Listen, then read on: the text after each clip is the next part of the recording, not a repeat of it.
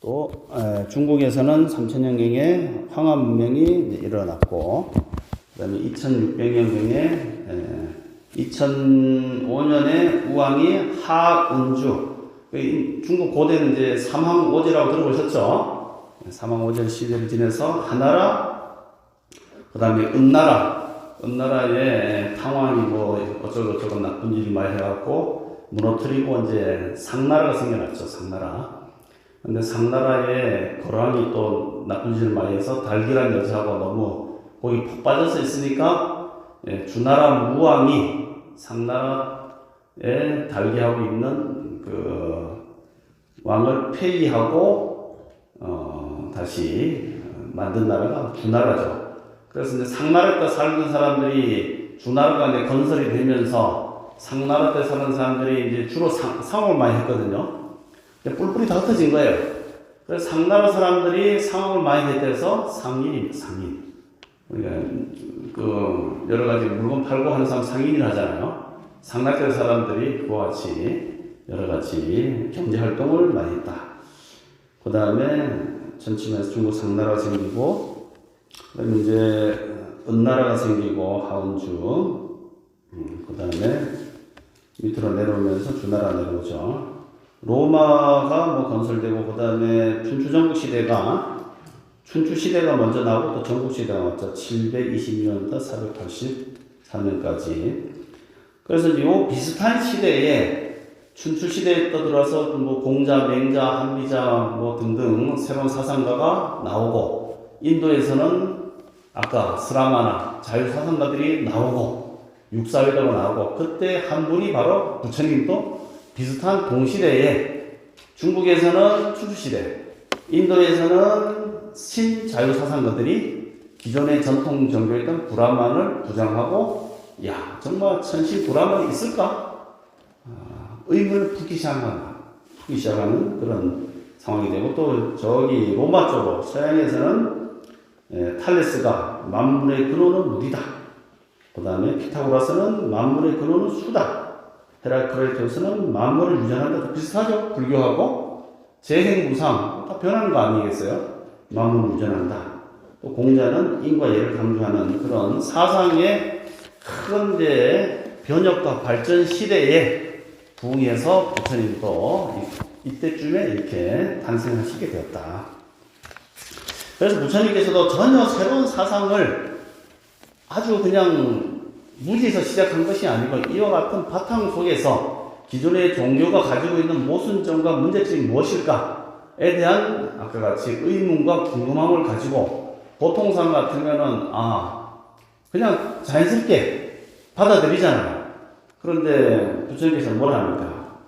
전승되어 왔기에, 믿을만하고 생각하는 어른이 말씀하셨기에, 그렇다고 믿어졌기에 그대로 따른다는 것은 어리석다. 왜 그랬을까?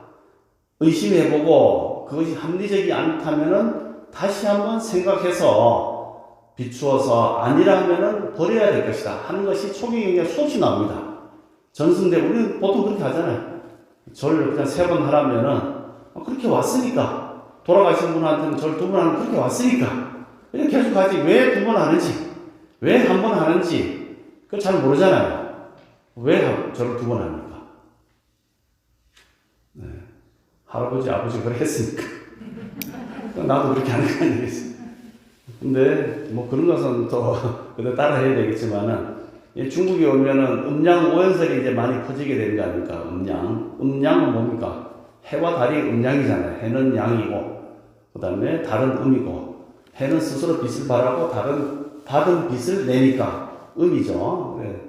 그러다 보니까 음양이 지구한테 아주 영향을 많이 미치니까 사람도 남자, 여자, 이렇게 양의 기운을 많이 받은 사람은 남자로 태어나고, 달의 기운을 많이 받은 사람은 음의 기운으로 태어나서 남자, 여자를 갈라지는데, 그 경계에 모호하게 태어난 사람도 있죠. 그러면 그건 이제 변태, 사이코. 법화경에 보면은 5명의 이상한 사람한테 법을 전하지 말라고 나온 거 아시죠? 뭐 보름이 되었을 때만 뭐 합방이 가능한다든지, 또는 남녀 성기를 둘 다 가지고 있다든지 뭐 이런 사람들은 음양이 순조롭지 않은 그런 어떤 시츄에이션 속에 태어났다는 거예요. 그래서 뭐 옛날 전통적으로 번개가 많이 칠 때 또는 보름이라든가 초하루 때 낮에 뭐 등등 이럴 때는 합방을 하지 말아라 하는 이유가 음양이 고르지 않기 때문에 그때 잘못 합방을 하면은 애가 문제가 생길 수 있다. 뭐 그런 사상들이 바로 음양 뭐 도참설에 많이 나오는데 손가락이 왜 5개냐? 지구를 중심으로 우리 태양과 달이 가장 큰 영향을 미치지만은 수금, 지화, 목토, 뭐 천해명, 용왕성은 아웃됐다 그러고 그래서 지구를 중심으로 수성과 금성, 목성, 토성, 화성 5개 있잖아요. 그 5개의 기운을 받은 거예요, 얘들이 하나씩. 그래서 이제 왼쪽, 오른쪽 이게 이제 요거는 뭐 동양선대는 남자, 여자 또 이게 바뀌면 뭐 그렇게 하는데 그래서 음으로도 목화토금수의 기운을 받고 양으로도 목화토금수의 기운을 받으니까 손가락이 10개예요. 근데 가끔씩 손가락이 6개나 4개인 사람이 있죠. 그러면 수금지화가 일렬로 썼다든지 이럴 때는 온전하게 수성의 기운이 못 들어왔을 때 그럴 때는 손가락이 2개가 됐으면 되는 거예요. 그래서 청기의 기운이 고르지 않을 때는 아이를 함부로 만들면 안 된다 라고 얘기합니다. 이게. 그래서 이런 얘기는 불교가 안 나오느냐? 다른 사람 다 얘기해놨으니까. 그래서 이래 근세는 그 모든 오행뿐만 모든 것이 다 불교 안에 다 들어있다. 이런 말씀을 하셨죠. 이와 같이 이런 여러 가지 다양한 이제 사상들 가운데 서가모니 부처님께서 이 가만 보니까 불교가 이제까지 아까 얘기했던 그 브라만 종교의 가장 핵심은 뭐냐? 천신 브라만 있고 그 속에 각각의 개별적인 나, 세포 하나하나가 나라고 하는 것이 있다라는 전제 조건에서 이루어지는데 내가 가만 앉아서 수행을 해보니까 나라고 하는 것이 정말 고유하게 나라고 할 만할 수 있는 것인가에 대한 의문을 품은 겁니다. 이게 우리 당연히 나가 있다고 생각하잖아요. 근데 부처님께서는 그럼 나라는 게 뭐지? 나라고 하면 과거나 현재나 미래나 변치 않는 어떤 개화성과 항상성과 이런 것들을 가지고 있는 것이 난데 과연 그런 것이 있는가? 가만 보니까 이 몸이 명세가 이루어져요. 몸과 마음으로 되는데 몸은 어릴 때의 몸, 현재의 몸, 죽어서의 몸이 다 다르고 마음은 내 마음인가? 과거의 몸, 과거의 생각, 현재의 생각, 미래의 생각 다르니 그 속에서 과연 나라고 할 만한 것이 뭐가 있냐? 다 변해가고 있는데 그래서 독이 돼서 차관을 하고 앉아서 정말 나가 무엇인가? 라고 깊이 수행을 해보니까 진짜 나라고 할 만한 것이 없다. 그게 바로 무아입니다. 그러니까 기존에 있었던 아트만 브라만의 체계를 완전히 깨부수는 거 아니겠어요? 그렇죠? 그래서 물론 이제 수행 6년 고행을 하기 전까지는 그런 생각이 없었죠. 기존에 이제 6년 고행의 과정을 보면은 부처님께서 이거 깨달음의 자리를 하기 위해서 지금 이런 왕궁의 생활을 버리고 생로병사, 동문, 서문, 남문, 북문을 다니면서 생로병사의 과정을 갖고 뭔가 진정한 가르침이 뭘까 해서 그 당시에 주류였던 그 수행자들의 모임이 바로 뭡니까? 이 선정주의, 즉 수정주의, 삼매를 도저히 따는 사람들이었어요. 그래 알랄라 깔라마를 찾아가서 공부를 해보니까 나는 무소유처정을 닦고 하고 옆에 같이 앉아서 닦으니까 하루 만에 무소유처정에 이르렀어요. 무소유처정이 뭡니까? 깊은 의식의 체계예요. 우리 기도할 때도 사실은 인도에서 기본적인 수행 단계를 우리가 좀 무시를 하는데 사실은 그거조차 들어가도 사실 대단한 거거든. 근데 의식의 세계에서 보면은 우리가 이제 6개, 세계, 3개 아시죠? 3개? 3개가 뭡니까? 6개는 욕망의 세상. 우리가 살고 있는 물질과 욕망이 있는 세상. 3개는 욕망은 사라졌지만 이 몸에 대한 집착이 남아있어서 미세한 물질인 세상. 그 다음에 무색계는 그러한 물질에 대한 욕망이 완전히 사라졌어요. 그러니까 머릿속에 의식만 남아있는 거예요. 근데 의식도 4가지 종류가 있다는 거예요. 그게 첫 번째는 뭡니까? 공무변처. 야, 허공이 온 세상에 지금 우리가 보이는 것은 허공이 여기까지 딱 잘라졌잖아요. 여기까지. 근데 이렇게 산부에 딱 앉아 들어가고 골골 생각하니까 야, 이 허공이 한없이 멀리까지 텅 비어 펼쳐져 있구나. 의식의 확장이 일어나는 거예요. 이게. 그런데 우리가 막 열받거나 아니면 집착이 강하면은 눈에 보이는 게 있습니까? 없습니까? 안 보이잖아. 다른 거 안 보이고 만약에 열받으면 그 앞에 학교 부에서 저 새끼만 한번 패겠다. 그 생각밖에 없는 거잖아요. 다른 게 안 보여요. 그때는 내 마음이 보기만 딱 매어서 붙잡혀 있기 때문에 다른 게 안 보이는 거거든요. 그렇지만 거꾸로 생각해서 그런 붙잡혀 있는 생각으로부터 내 생각을 놓아버리면은 얼마든지 의식이 확장되겠죠. 그래서 끊임없이 확장돼서 이 공간을 멀리까지 확장시키는 나의 의식 상태로 들어가는 선정을 닦으면 그것이 공무변체입니다.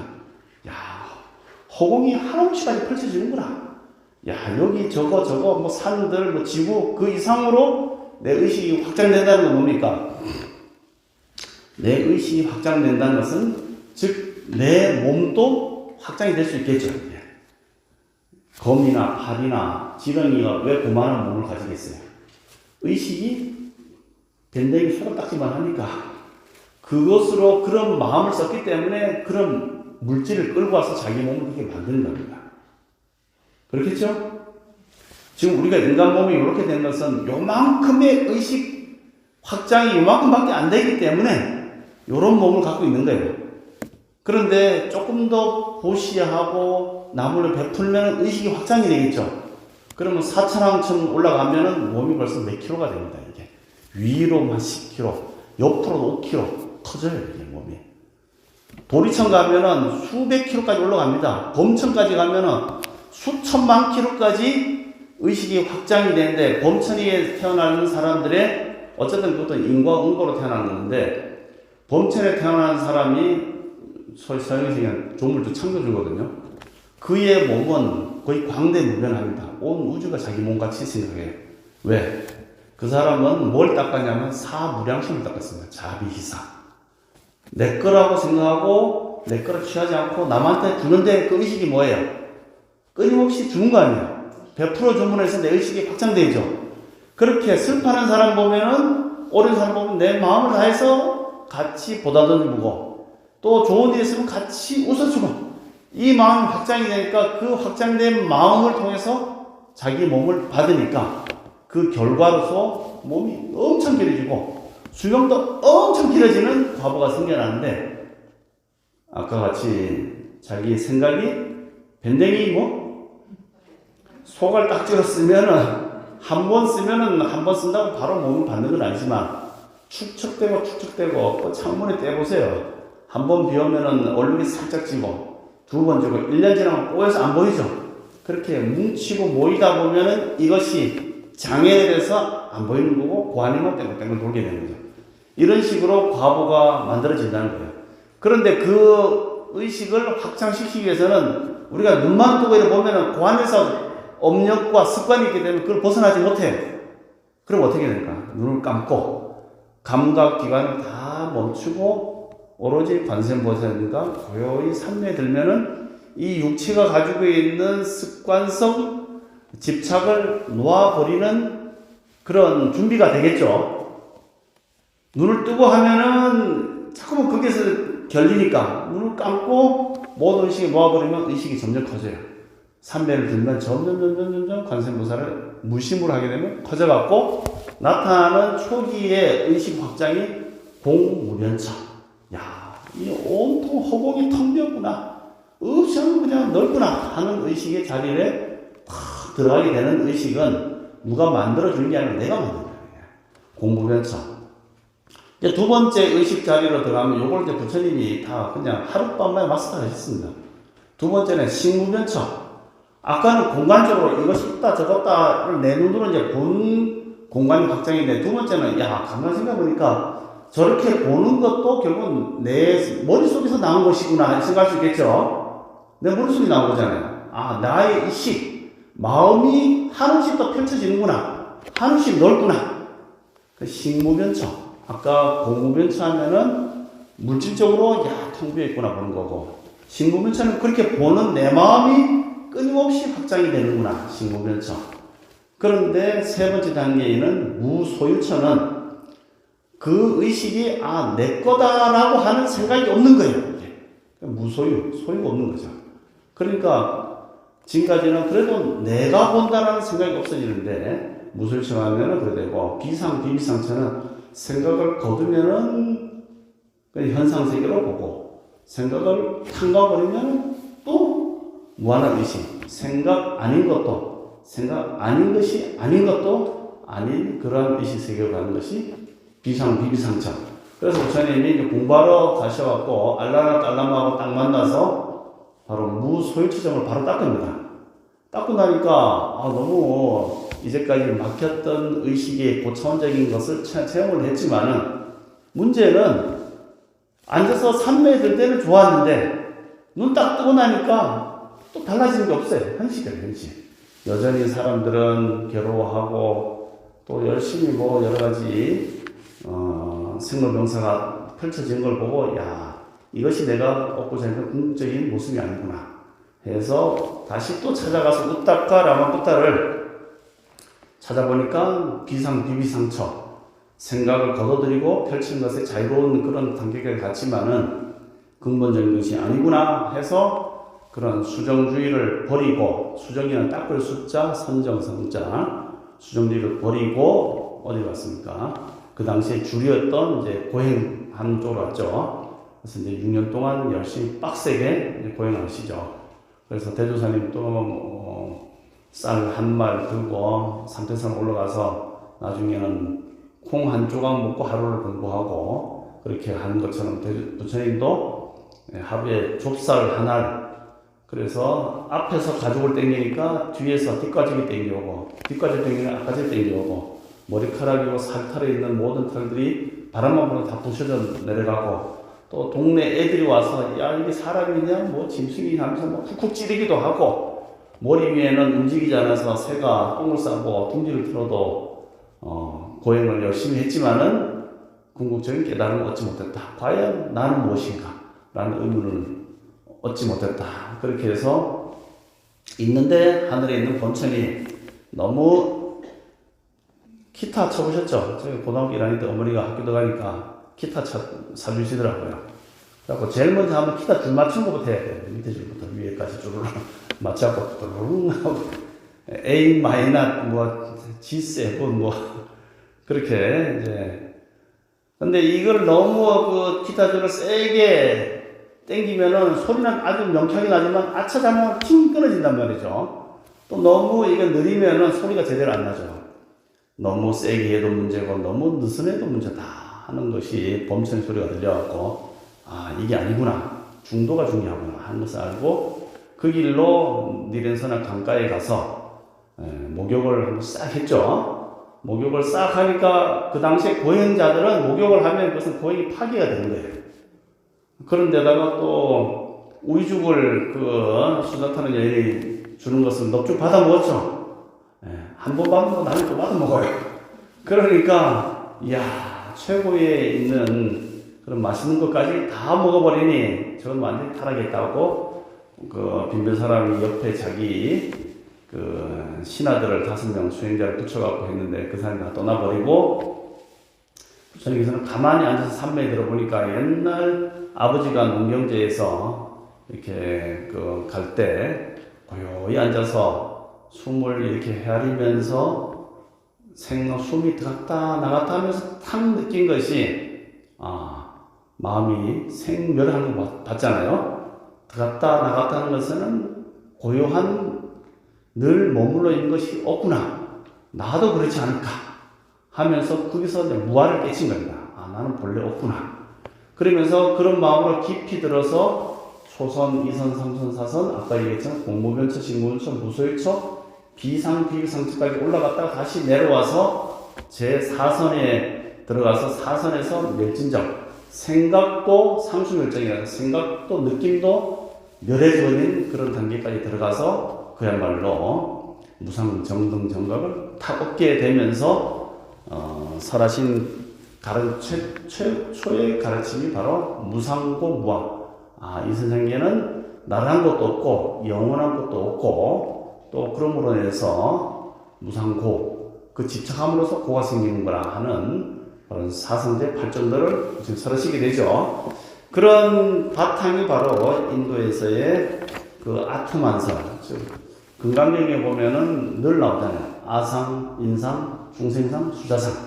뭐가 항상 있다고 하는데 부처님 그걸 처음부터 부정하고 바로 무아설을 강조하게 되는 그런 교리들의 내용들이 4페이지 보면은 이제 쭉 나옵니다. 그래서 부처님의 초기 영전의 사성제, 그 다음에 12연기. 12연기는 뭡니까? 12연기. 12연기가 뭐예요? 그러니까 사성제는 우리가 직관적으로 보는 거예요. 야, 세상은 다들 사람이 괴로워하잖아요. 괴로움의 원인이 뭐냐? 집착 때문에 생겼다. 집착을 탁 버리는 상태가 멸이에요. 고집멸. 그 어떻게 근데 버리라고는 하지만 버리기 쉽지 않잖아요. 팔정도를 닦아서 집착을 놓아버려라. 그러면은 멸이라고 하는 멸만의 자리에 이른다. 이렇게 현상세계를 파악한 것이라면은, 그럼 사람들이 구체적으로 왜 그렇게 고통에 시달리고 있는가? 거기에 대해서 분석을 한 순서대로 범식한 것이 연기법이죠. 야, 그것은 바로 잘 알지 못한 무명 때문에 그렇다. 제가 동생에서 여기까지 올 때 내비게이션을 잘 쳐서 잘 오면은 바로 오지만은 내비게이션을 쳤다 하더라도 생각이 홀망해서 뭐 유튜브 뭐 보다가 뭐 전화 통화하다 보면은 오른쪽으로 가세요. 500m 앞에서 오른쪽으로, 200m 앞에서 오른쪽으로 가세요. 계속 하는데도 저는 딴 생각하고 있으면 그냥 가버리잖아요.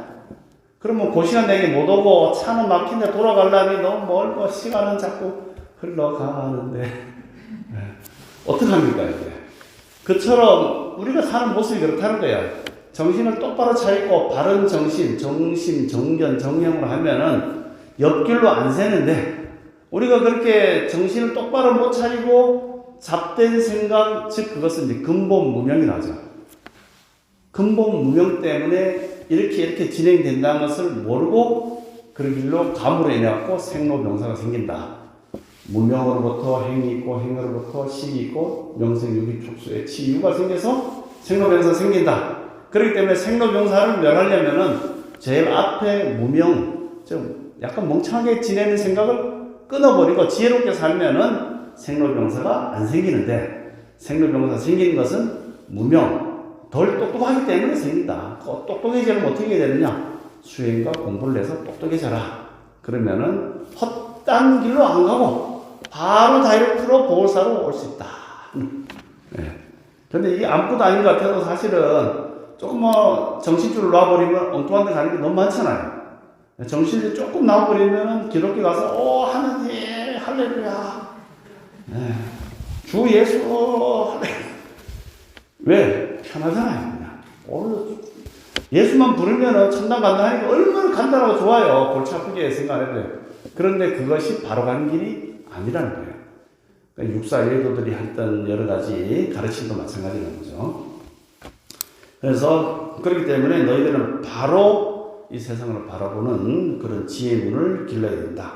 그런 지혜의 눈이 뭐냐고요? 인과 응보, 그다음에 까르마는 내가 지어서, 업은 내가 지어서 받는 것이니 누가 대신해 준 것도 없다. 초기에서 맨날 보는 그런 내용들이 다 다른 법이잖아요. 그런 것을 바로 보게끔 가르치는 게 연기법이죠. 그렇기 때문에 내가 잘못 짓게 되면은 잘못된 과보를 받게 되고, 잘 짓게 되면은 업보를 과보를 받게 되니까 누구 남 탓할 것 없다라는 가장 기본적인 교리를 우리 공부했지만은, 그걸 안 믿고 사는 사람이 얼마나 많습니까? 지금 이 시대에도. 이슬람 교도들 보세요.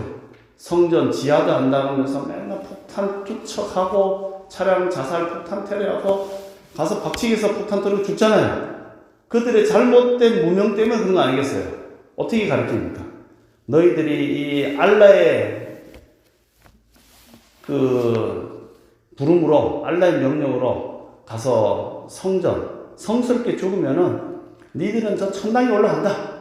천당에 가서 72명의 미녀들과 함께 맛있는 잔치상을 거놓고 영원 무궁토록 잘 먹고 잘 산다. 그러니까 죽어라 하고 가르칩니다. 그러니까 와, 내 여기서 한번 죽을 때 좀 겁은 나지만은 딱 죽고 나면은 저 가서 행복하게 산다는데 누가 말하겠어요, 그 진리라는. 그렇게 머릿속에 계속 심는 거예요. 부처님 그런 거 보고 아이고 멍청이. 업이 까르마가 업을 지으면은 자기가 지어서 자기가 받는데 나쁜 짓을 했는데 어찌 좋은 데 가겠냐. 한심하다. 그럼 왜 그런 일이 생깁니까? 무명 때문이에요. 인과법을 모르고 무명을 모르고 하느님이 또는 전승대 왔다든지 그렇게 믿어졌다든지 하는 것 때문에 그냥 따라오다가 업의 수레바퀴에서 계속 나쁜 곳에 떨어지니 얼마나 안타깝냐. 그런 것을 가리킨 것이 사성제, 팔정도, 12영리 이런 것이 되겠죠. 초기 불교에서 늘 가리키는 밑에 보면은 이게 니까야는 니 겁니까 내 겁니까? 내가 잘 받아서 공부하면은 내 거야. 잘 공부 안 하고 책꽂이만 꼽아두면 네 거야. 예. 그래서 니까야는 재래시장 가보면은 파 묶음 할머니들이 촌에서 이렇게 파 얼마 뭐 한 열대 평 파 심어갖고 가져오잖아요. 예. 부산 경남에 가면 탄마트라고 있습니다. 탄마트. 그 다음에 요즘 요런 데 오면은 뭐 농협 하나로 마트. 예, 용춘 우리가 구인산 밑에 대형 마트가 있잖아. 하나로 용춘 하나로 마트.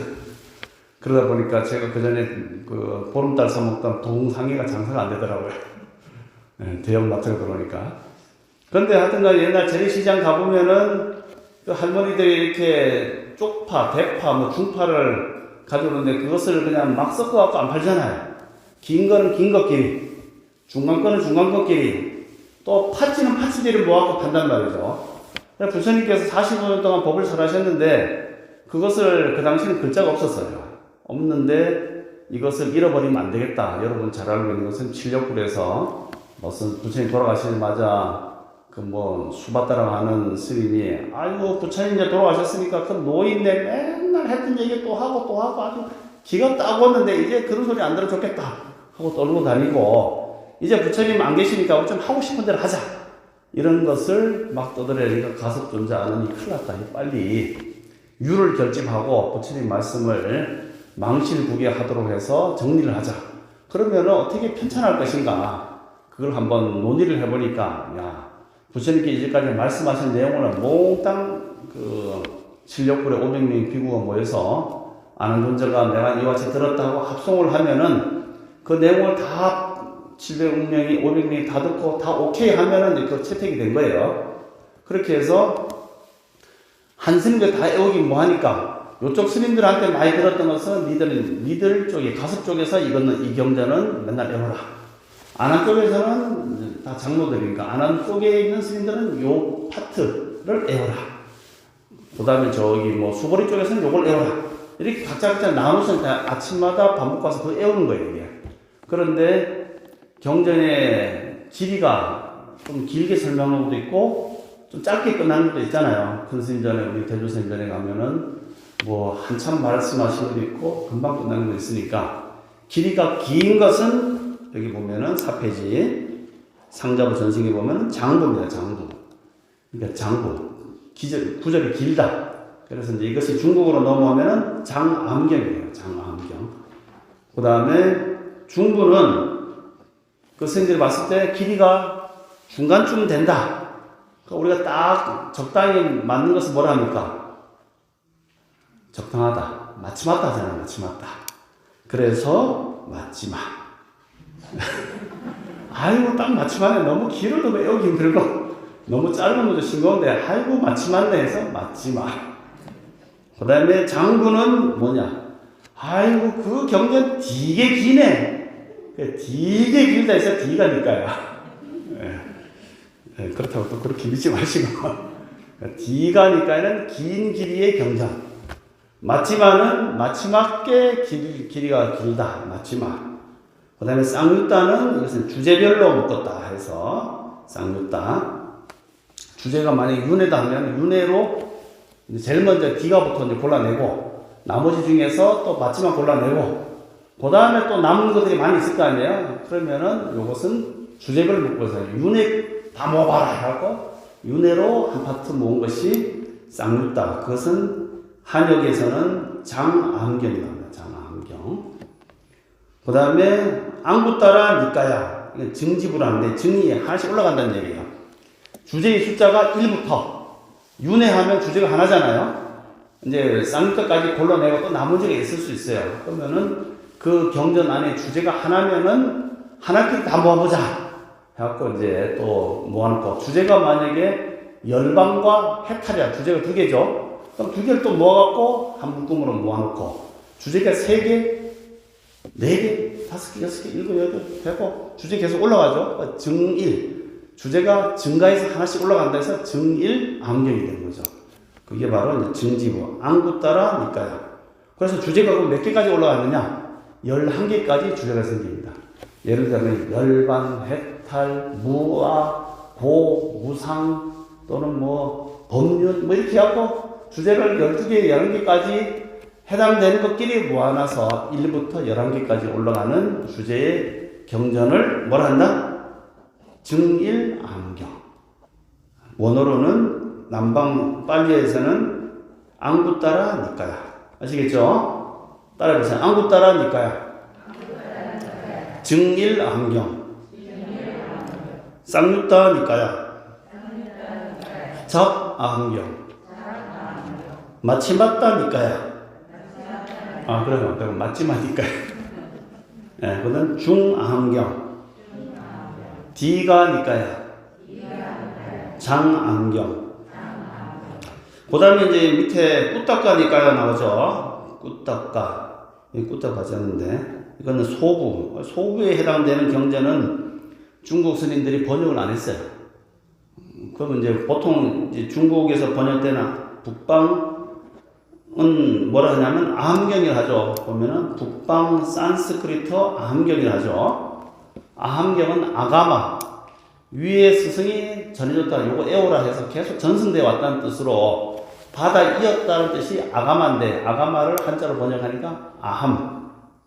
그 다음에 남방의 니까야는 요거는 이제 아까 얘기한 스리랑카, 미얀마 또는 태국 또 어디입니까? 라오스 우리가 많이 가는데 요 동네에서는 쓰는 단어 언어가 빨려라고 하는 우리가 말하자면은 일반은 서민들 쓰는 평범한 말이 빨려예요. 그렇게 전해진 경전은 니까야라고 해서 묶음으로 파 묶듯이 묶어서 했는데 크게 보자면 5개를 묶었다는 거죠. 그게 바로 디가 맞지만 쌍육따, 안구따라, 후딱가 니까야로 묶었는데 인도 내에서는 빨려로 글이 쓰여지기도 하고 아까 앞에 쓰던 베다가 있었잖아요. 베다, 천신에 대한 참가. 베다로 쓰여진 언어들은 산스크리트어라는 단어가 있어요. 산스크리트어를 중국 스님들한테 전해줘서 그것을 한자로 번역한 것이 바로 암경입니다. 이게. 그래서 북방으로 전해진 것은 고급 언어인 문법 언어인 산스크리트어를 번역한 암경. 남방 스리랑카 미얀마 쪽으로 전해진 것은 일반 평면들이 쓰던 단어 빨려를 번역한 니까야. 인도 내에서도 빨려로 쓰는 단어 언어가 있고 산스크리트로 쓰는 언어 두 체계가 있었던 거예요. 근데 사람들이 주로 쓸 때는 빨려를 썼는데 마가다국이 없죠. 그런데 문법적으로 글을 쓸 때는 산스크리트를 쓴 거예요. 산스크리트가 바로 중국으로 번역되었고 한역경전 사암경이 되었고 남방에서는 바로 요거 5가지의 경전으로 되니까 요것이 뭡니까? 바로 수트라라고 하는 경이 됩니다. 수트라. 들어보셨죠? 예, 수트라, 비나야, 아비달마 하면은 수트라는 경, 비나야는 율, 아비달마는 론. 그래서 경과 율에 대해서 어려우니까 스님들이 해석을 하는 논문서가 있어요. 그게 바로 아비달마입니다. 그래서 경이라고 하는 큰 바구니에 하나 담고 율이라고 하는 것을 또 한 바구니에 담고 그 다음에 스님들이 해석서를 쓴 것을 담고 하니까 논이 되죠. 우리는 논문 쓴다 하잖아요. 그래서 경이라고 하는 바구니 경장, 율이라고 하는 바구니 율장, 그 다음에 해서 쓰인 논장 하면은 장이 몇 개입니까? 그럼 3장이 되겠죠. 그래서 3장 법사가 되는 겁니다. 서유기에 3장 법사하면은 요즘 얘기하면 박사 스님이 되겠지. 박사 스님. 경장, 율장, 논장을 완전히 다 공부한 그런 것으로 이렇게 해서 한역 경전이 있는데, 아까 얘기한 것처럼 남방 스님들은 이와 같이 경장, 율장, 논장만 공부합니다. 이게. 다른 거 공부 안 해요. 법화경, 화엄경 공부 안 해요. 그 남방 스님들은 뭘 하냐? 부처님이 말씀하시면서 요건데 왜 부처님이 말씀하시도 역사적 기록도 없는 법화경을 공부하고 있냐? 법화경이 뭐냐 그럼 니들은 그거 왜 공부하냐? 그거 다 가짜야 가짜. 그 누가 썼냐? 부처님 말씀하셨냐? 부처님 그런 말 한 적 없어. 누가 썼냐? 스님들이 쓴 거 아니야. 그래서 심지어는 창작 불교, 창작 소설이랍니다. 대승불교. 그게 바로 역사적으로 유명한 대승비불설이에요. 대승경전은 불설, 부처님이 말씀하신 내용이 아니다. 우리가 항상 경전에 불설, 아미타경, 부처님이 말씀하신 얘기 나오잖아요. 대승경전은 다 비불설이다. 부처님이 말씀하시지 않았다. 봐라, 우리 남방, 스리랑카부터 부처님이 계속 인도에 계실 때 하셨던 그 여러 스님들 가운데 어디서 법화경 설한 기록이 있냐? 없다. 여러분 어떻게 생각합니까? 우리는 그러면 스님들이 글을 잘 써갖고 만든 법화경을 공부하고 있는 진짜 불교 아닙니까? 믿습니까? 네. 무슨 근거로? 그냥 믿으라니까 믿겠어요. 믿으라고 믿겠어요. 그냥 믿는 겁니까? 네. 여기에는 많은 역사적인 그게 있습니다. 그래서 이제 간단하게 설명하면은 아까 칠력굴에서 모든 스님, 아란 스님들이 500명이 모여갖고 뭘 했습니까? 결집, 경전을 모았잖아요. 이게 구술로. 그럴 때 만장일치를 했을 때 그것은 너도 듣고 나도 듣고 했는데 너는 들었는데 나는 못 들었다 하면은 야, 그게 부처님 네가 네 스스로 약간 이렇게 해서 만들어낼 수도 있잖아요. 우리가 사실 이제 그럴 수도 있어요. 대조사님이 우리 보면 말씀하셨다, 2대 큰스님 말씀하셨다, 또 3대 큰스님 말씀하셨다고 후배스님은 전하는데 거기 어떤 일부분은 내가 들은 것 같아. 근데 그 다음 얘기 잘 몰라. 그런데 후배들 앞에서 나 몰라 몰라 하고 얘기하기 어렵잖아요. 그러면은 그 부분 조금 얘기하고 나머지는 약간은 갖춤해갖고 이렇게 큰스님 말씀하셨어 라는 것이 전해질 수 충분히 있어요. 하다 보면은 그게. 그러면 듣는 사람은 요까지가 이대 큰스님 말씀하시고 요까지가 그 스님 얘기인지 모르잖아요. 그러다 보면은 글로 적혀 있으면 상관없지만은 말로 하다 보면은 요만큼이 이만큼 되는 거거든요. 이게. 충분히 그런 개연성이 있죠. 그런데 그러다 보니까 칠력굴에서의 그 회의 결과가 뭐냐면은 모든 사람이 다 같이 들은 내용이 아니면은 이것은 조금이라도 문제성이 있다 해서 폐기 처분했어요. 폐기 처분. 그러니까 500명 중에서 499명이 오케이 해도 한 사람이 남들이 예스 할 때 나 노 하면은 폐기 처분이에요. 그런데 부처님께서 모든 사람의 근기가 다 같지 않기 때문에 이 사람한테는 얘기하실 수도 있지만 이 사람한테 얘기 안 하실 수도 있잖아요. 그런데 이쪽 서방 쪽에서 들었던 제자들의 입장에서는 분명히 큰 스님께서 말씀하셨는데, 부처님께 말씀하셨는데 이게 채택이 안 되니까 버려야 됩니까? 아니겠죠. 이건 분명히 부처님께서 말씀하셨기 때문에 대중적으로 채택이 안 돼도 우리 문파에서는 이것을 계속 이어서 유지 보존해야 돼 라고 하겠죠. 스승이 그렇게 얘기하고 같이 들었으면.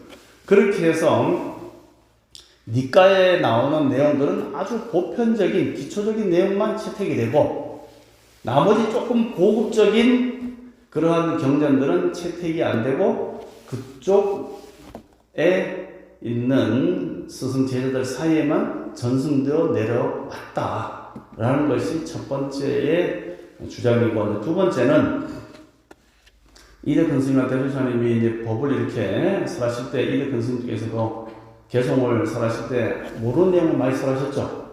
그 다음에 우리가 알고 있는 것처럼 인천에는 사람만 있는 게 아니잖아요. 보이지 않는 신정도 있고 천상에 있는 사람들도 많이 있잖아요. 그런데 법을 설할 때 그 사람한테 설한 것도 있지만은 보이지 않는 법계에다가 법을 설하신 것도 있단 말이죠. 설해놓으면 말로 하시면 그것이 호공이 하나의 씨앗에서 머물러 있다가 마치 전파를 띄워놓으면은 때가 되면은 다운로드가 딱 쭈르륵 들어오잖아요. 산매에 딱 들어서 깊이 수행을 해서 있으면은 허공에 떠 있는 법의 종자가 산매에 들었을 때 고용하니까 인연되면 쪼르륵 다운로드가 되는 겁니다. 다운로드가. 네. 이해됩니까? 그렇게 해서 법계에 착 이렇게 뿌려놓은 법이 부처님 당시에는 펼쳐지지 않고 모든 게 때가 돼야 되잖아요. 씨를 뿌렸지만은 그 뿌린 것이 가을이 돼서 거둘 수 있는 것처럼 인연이 되었을 때, 즉 기원 전후 무렵으로 대승불교가, 즉 어느 정도 기초 불교들이 성숙된 다음에 대승불교가 출현할 때가 되었기 때문에 그때서야 비로소 계속 삼매 속에서 봤던 것을 그대로 필사를 해서 경전으로 만들어졌다. 또 일부 스님들이 자기들이 가지고 있었던 스승으로 전해져 왔던 경전들을, 그때는 주류가 바로 니까야 암경이었기 때문에 거기서 또 다른 어떤 대승경전을 설하면 야 너 뭐 하는 거냐 비불술로 몰릴 수 있기 때문에 숨지고 있다가 기원 전용 무렵이 돼서 이제 새로운 보살 사상이 등장하니까 그때서 막 번역하고 책으로 편찬하기 시작했다. 그게 뭐냐? 우리 법화경에 보면 종지용치품이라고 있죠. 땅 속에 숨어있던 그 지용보살들이 이때다 하고 그냥 막 올라와서 법화경이 이제 설할 때가 됐습니다. 우리가 설하겠습니다. 하고 부처님한테 맹세라는 장면이 나온 거 아시죠? 왜 그 전까지 땅 속에 있었을까요? 때가 안 됐기 때문입니다. 때가 됐기 때문에 그때 나온 겁니다. 그렇게 대승불교에서는 대승불교의 운동이 일어나는 타임을 기원 전후 무렵으로 보게 되는데, 남방불교 스님들은 그것이 타다라고 믿고 지금까지도 있으니까 그것이 뭡니까? 남방불교, 즉 암경 니까야만을 공부하는 그런 사람들이 마치 애들이 수능 시험 치고 나면은 교실에서 수능 공부합니까? 안 합니까? 딱 치고 나면 수업 분위기 엉망이잖아요. 우리는 뭐 이제 시험도 다 치고 했는데 뭐 선생님 저기 200페이지 가운데 우리가 180페이지까지 공부했었나요? 남은 20페이지 공부하자 하면은 됐거든요. 뭐 시험 자체인데 공부합니까? 지금 이제 9시 됐거든요. 빨리 가야 되는데 뭐 공부합니까? 하고 얘기하는 사람이 있어요, 분명히. 그 방편품에 나오잖아요. 부처님, 우리는 매양 부처님께서 열반이 최고 목적으로해서 공부 다 했는데 뭐 또 다른 뭐가 있다고 자꾸 여운을 띄웁니까? 우리는 더 관심 없습니다. 야들아 가자 하고 그 비구들이 짱은 뭐 5,000명인가 나갔잖아요. 그겁니다. 그거 더 이상 공부할 생각이 없는 거예요. 그런 사람들은 쭉쟁이라는 거예요. 그래서 남방에 있는 니까야만을 최고로 하는 사람은 부처님 봤을 때는 그것은 기초 공부를 다지기 위해서 내가 했는데 그것이 공부에 다라고 하는 쭉쟁이들이다. 한심하지 않느냐. 이렇게. 그렇다고 뭐 나중에 그런 사람까지도 나중에 수익을 다 주시지만은 그런 것이 있죠. 그래서 대승불교를 공부를 해야 되는 이유는 아까 같이 니르바나, 열반이 부처님께서 오신 참된 목적이 아니고 성불, 모든 사람이 붓다가 되어서 무상정등정을 얻고 중생제도를 하는 것을 목적으로 하기 위해서 내가 이 세상에 오신 것이다 라는 가르침을 순차적으로 알리기 위해서 기초적으로 성문성을 가르치기 위해서 3장 공부를 하셨다. 그래서 이제 법화경을 정말 공부를 잘하려면은 기초 교리가 알아야 돼. 왜 자꾸 그렇게 성문성을 부정하고 하는지를 몰라면 초기 공부를 일단 기초가 돼 있어야 되거든. 근데 법화경은 최종적인 총정리 교과서예요. 총정리를 하기 위해서는 앞에서 뭐가 있는지 알아야 되거든. 그러면은 본 것처럼 니까이도 공부해야 되고, 그 다음에 조금 모르는 광등경, 유마경도 공부해야 되고, 또 반야경, 예? 금강경 이런 공부해야 되고, 그 다음에 다시 그것을 돌려서 유식 공부해야 되고, 또 화엄경, 몰로 깨치는 거 공부해야 되고, 그거 다 한 다음에 마지막에 구성이 법화경서를 하실 거다. 근데 법화경에서 뭐라 합니까? 법화경에서 내가 하고 싶은 얘기는 모든 경전이 다 법화경이라고 말씀하시는 거잖아요. 법화경만 믿으라는 것이 아니고, 법화경에 하신 말씀은 모든 경전 하나하나가 다 최종적인 부처님의 우열이 없는 그런 가르침이다. 단지 근기에 따라서 설명을 달리 했을 뿐이지, 암경에서도 원교가 있고, 반야경에서도 원교가 있기 때문에 하나하나가 다 소중한 경전이다. 라고 하는데, 법화경만을 가지고 하고 나머지를 무시하면 진짜 법화경을 제대로 이해하는 것이 아니다. 아시죠? 예, 그렇게 진행했습니다. 그래서 오늘 뭐 9시까지 맞죠? 예, 한 2시간 더 해도 되는데. 그래서, 일단 뭐 불교사를 이렇게 쭉, 해서 전체적인 대명을 한번 공부하시고, 나중에 또 불교 미술 문화, 또 뭐 이런 거, 형식 구역 없이 쭉 하도록 하겠습니다. 질문 있습니까?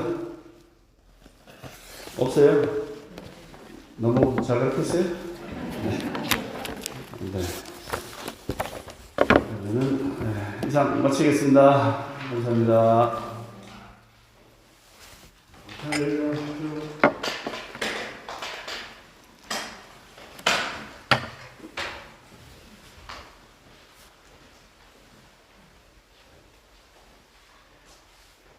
다음 사원 사원이 있겠습니다.